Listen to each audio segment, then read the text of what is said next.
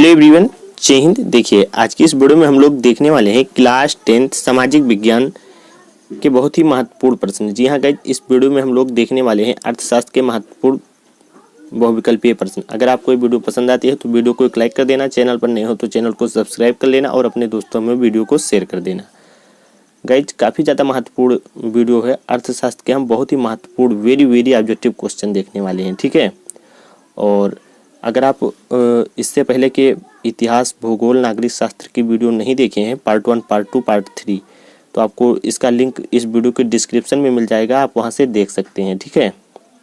और इसमें मैंने बताया है, मतलब मेरा टारगेट चल रहा था कि मैंने सामाजिक विज्ञान के 4 पार्ट, इतिहास, भूगोल, नागरिक शास्त्र और अर्थशास्त्र, इन चारों को मैं पार्ट 1, पार्ट 2, पार्ट 3, पार्ट 4 मतलब 4 एक करके मैंने सभी के जितने भी वेरी ऑब्जेक्टिव क्वेश्चन थे उनको बताया है। तो अगर आप इन चारों को तैयार कर लेते हो तो आपका 12 नंबर एकदम पक्का हो जाएगा, ठीक है दोस्तों। कितना नंबर? 12 नंबर एकदम पक्का हो जाएगा। यह मेरा 100% गारंटी है। आप तैयार कर लीजिए, 100% यही आएगा। 100 में 100 आप ऐसे ला सकते हैं, ठीक है दोस्तों। तो चलिए प्रश्न 1 देखते हैं। प्रश्न 1 क्या कह रहा है? प्रश्न 1 देखिए, कह रहा है कि भारत में उपभोक्ता संरक्षण अधिनियम कब पारित हुआ। मतलब आपको यहाँ पे बताना है कि भारत में उपभोक्ता संरक्षण अधिनियम मतलब कब पारित हुआ, या मतलब कब लागू किया गया, पारित किया गया या फिर लागू किया गया। ऑप्शन का है 1982 में, या फिर ऑप्शन का है 1984 में, ऑप्शन का है 1985 में, ऑप्शन का है 1986 में। तो भारत में उपभोक्ता संरक्षण अधिनियम कब पारित हुआ या मतलब कब लागू किया गया, तो इसे आपको बताना है कि मतलब कब लागू किया गया था। तो 1986 में। किस सन में? तो 1986 में, ठीक है दोस्तों, 1986 में। अगला क्वेश्चन देखिए। प्रश्न 2 स्टूडेंट, सूचना पाने का अधिकार अधिनियम कब पारित हुआ। पारित होना मतलब लागू होना। तो सबसे पहले आप समझिए कि सूचना पाने का अधिकार जो है यह क्या है। तो देखिए, सूचना पाने का अधिकार मैं बता दूं आपको। तो आप सोच रहे होंगे कि सूचना पाने का अधिकार है क्या। तो सन 2005 में अक्टूबर में, सन 2005 के अक्टूबर में भारत सरकार ने एक कानून बनाया जिसे सूचना पाने के अधिकार मतलब सूचना पाने का अधिकार के नियम से जाना जाता है। इस मतलब और इसमें ये कहा गया कि इसमें नागरिकों को सरकारी विभागों के कार्यकलापों की सूचनाएं पाने का अधिकार है। तो मतलब इसका जो कानून बनाया गया इसमें नागरिकों को कार्यकलापों का सूचनाएं पाने का अधिकार है। मतलब इसमें सूचनाएं पाएंगे, ओके।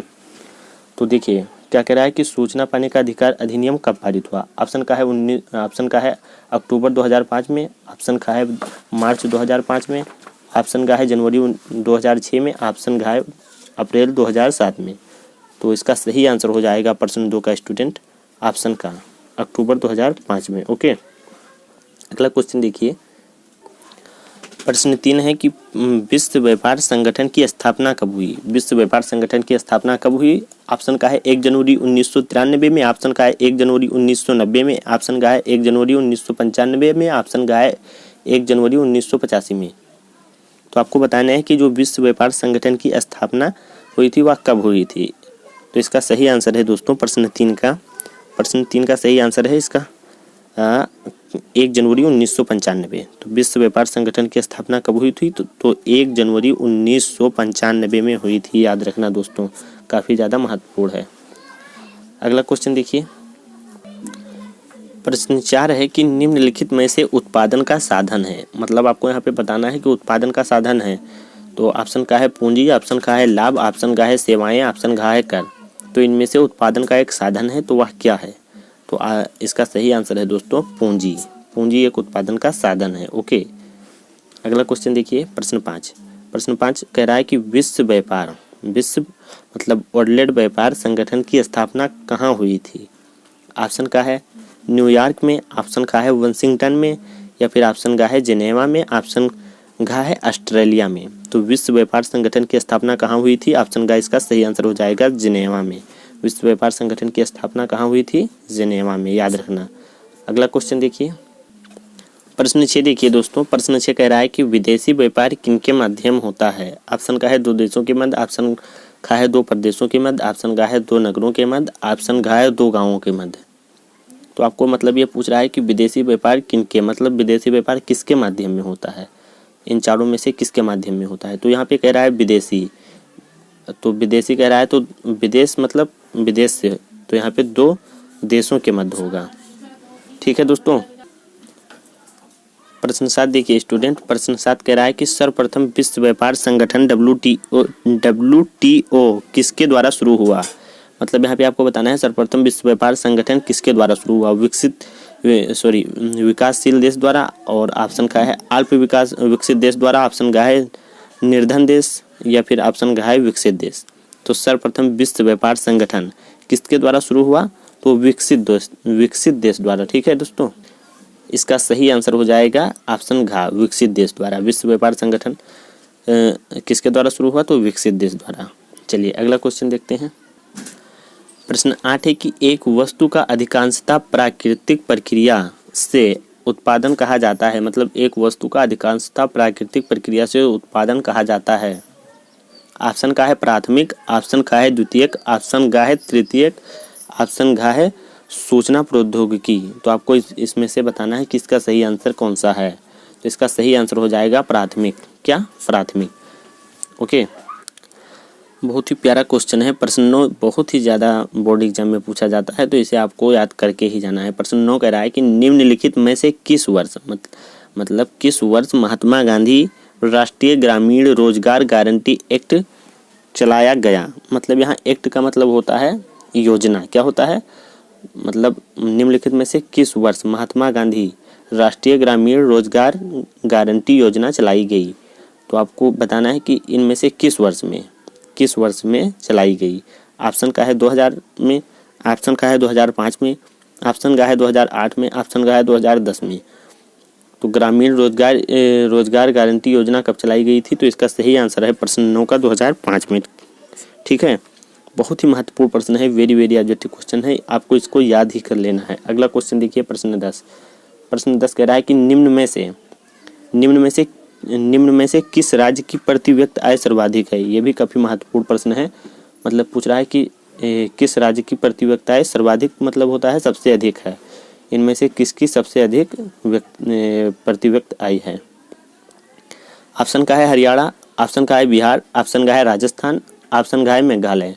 तो आपको बताना है इनमें से प्रति व्यक्ति आय किसकी सबसे अधिक है। तो इसका सही आंसर है प्रश्न 10 का हरियाणा की प्रति व्यक्ति आय सबसे अधिक है। आई होप आप लोगों को यहाँ तक एकदम क्लियर हो गया होगा, और ये काफ़ी ज़्यादा महत्वपूर्ण है। और अगर आप इसकी पार्ट 1, पार्ट 2, पार्ट 3 नहीं देखे हैं इतिहास, भूगोल, नागरिक शास्त्र की, तो लिंक आपको डिस्क्रिप्शन में मिल जाएगा, आप वहाँ से देख सकते हैं। पूरे इतिहास, पूरे भूगोल, पूरे नागरिक शास्त्र के मतलब क्वेश्चन को लिया गया है लेसन बाय लेसन, और इसमें भी पूरे अर्थशास्त्र के जितने भी लेसन हैं सभी के वेरी वेरी ऑब्जेक्टिव क्वेश्चंस को लिया गया है। इससे बाहर क्लास 10th में नहीं पूछा जाएगा, 100% मेरा गारंटी है। ओके, देखिए अगला क्वेश्चन प्रश्न 11 देखिए। प्रश्न 11 कह रहा है कि निम्नलिखित देशों में से किस देश का मानव विकास सूचकांक 2016 मतलब 2016 के अनुसार भारत से अधिक ऊंचा स्थान है।